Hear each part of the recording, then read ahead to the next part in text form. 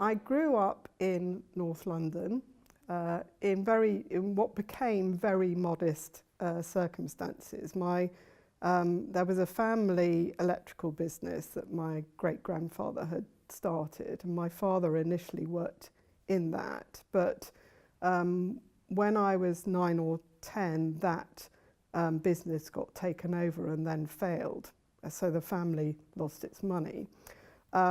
In the long run, that was good for my father because he was really a musician rather than a businessman. He'd been an organ scholar at Cambridge and he went back into teaching music. It meant we had absolutely no money. I went to secondary school, which was St Albans High School in Hertfordshire, and was funded by a free place all the way through. Very politically incorrect though, because I always felt a second-class citizen. You could tell from things like the textbooks. Everyone else had new textbooks every year, and the scholarship girls got these sort of dog-eared, repeated versions. So I did feel quite conscious about that. And when we got to the sixth form and could wear our own clothes, everyone else seemed to be coming in with new clothes, and I wasn't that well equipped. But it was a happy home. We never went abroad on holiday. We never, there was never any spare money. But there was a lot of music in the house, as you can imagine, from my father's occupation, and we were a close-knit family. There were 1 or 2 lawyers in the distant family, and I also liked a mixture of arts and sciences subjects. So I loved maths, but I also loved history. Now, those two might apparently not go well together, but in fact, I think, not everyone would agree with me, but they do go, feed into aptitude as a lawyer, because the maths gives you the logic. You start with A and you end up with Z, and you try to go a logical path in between. And history, of course, gives you language skills, interest in people, interpreting events and understandings. I managed to get a place at Cambridge, which I was flabbergasted about. Not many people from my school at that stage. It's a much more academic school now, but at that stage, very few people went to Oxbridge. And I arrived at Cambridge thinking, I really shouldn't be here. Someone's going to find out sooner or later that I'm not good enough for this. I met my husband there, who's at the same college in the same year. I actually first met him when we were standing next to each other in the matriculation photos. They take a photo of everyone when they first start, which is called matriculation. And our surnames were next to each other in the alphabet, so we were put next to each other. No, it didn't start very well then.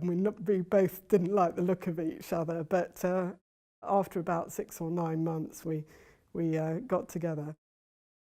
He was a rower. I didn't row, I coxed.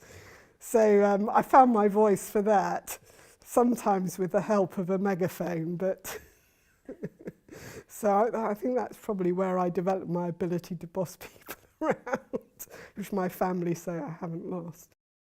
For a couple of terms, I ended up coxing an 8 that had him in it. He was usually at the front of the boat, the bow. I did love reading law. It was the right choice, maybe for the wrong reasons, but it was the right choice for me. So it was obvious that I wanted to stay in the law. And then you have to make a choice. Do you try and become a barrister or solicitor? And the money came back into it then. There were no pupils at the bar, were not paid. I thought, I've got to get a job that earns some money. So that is essentially why I became a solicitor.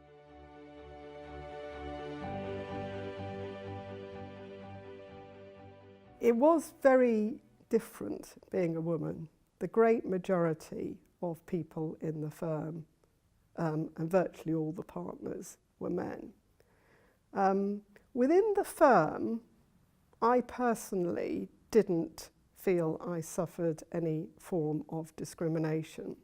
But where I did notice it was in dealings with clients and business. And it was the absolute norm to go into a meeting of possibly 20 people and you would be the only woman there. And there's a fantastic cartoon, you might have seen it, about, there's a meeting, I think it's in the New Yorker meeting room with one woman, lots of men. And the person chairing the meeting says, "Oh, well, Miss Triggs, that was a really good suggestion. Now, would one of the men like to make it?" So I had that so many times, and selective hearing, I'd say something, no reaction. Half an hour later, it seemed to me, invariably one of the men would say the same thing, and everyone would say, "What a fantastic idea." I was involved in a series of big transactions the firm was doing, and I just worked on that very hard, as you can imagine. But my rise up the firm was interrupted at my choice. I caused an awful lot of jaws to drop by choosing to start a family in my 20s. So I had my first child at 27 when I was I think I must have been about 4 years qualified, 3.5 years qualified. And you should have seen the jaws dropping because no one had ever done that. I came back after my first child, hard work, carried on the hard work, and did make partnership, became a partner in 1994, which raises its own challenges, because at least when you're a qualified lawyer but not a partner, you do have someone to turn to ask questions of, and ultimately it is someone else's responsibility. When you become a partner, really you are responsible. And I found that transition very, very hard, actually. Finally managed to have our second child a year or so after becoming a partner. And for me, because that had been a long time coming, I have to say the second child was more important to me than the partnership. At one stage, I did do some flexible working. I reduced my hours. That's when the children were sort of 8 and I think I started when they were 8 and 14. I'm actually a firm believer in children needing you around more in their early teens. At that stage, when their mental needs become much more complex than their physical needs. So I thought I needed to be around, but I did that for a while and then went gradually back to full-time, still not thinking of alternatives. And in the end, I decided to retire from the partnership.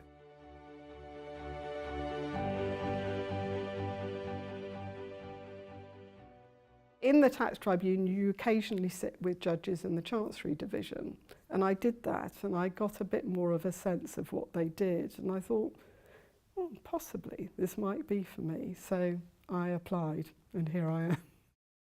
I'm the first woman to come directly from solicitors' practice into the High Court. The swearing in is a pretty formal ceremony in the Lord Chief Justice's court, where you take formal oaths. It was lovely being able to have close family there, and it was emotional.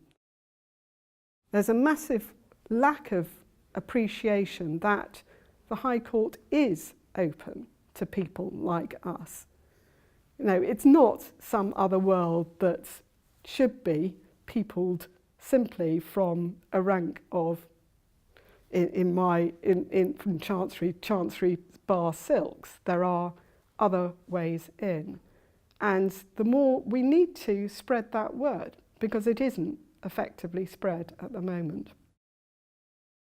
What I was most proud of and found most rewarding was mentoring younger lawyers, mainly women, some men, on a one-to-one basis, to encourage them to share my story, make them see that life, no, it isn't straightforward. We're all humans and we all have a lot of difficulties and empathising with them. When I left Freshfields, my tax department in London had 50% women partners. That compares to 12% women partners worldwide.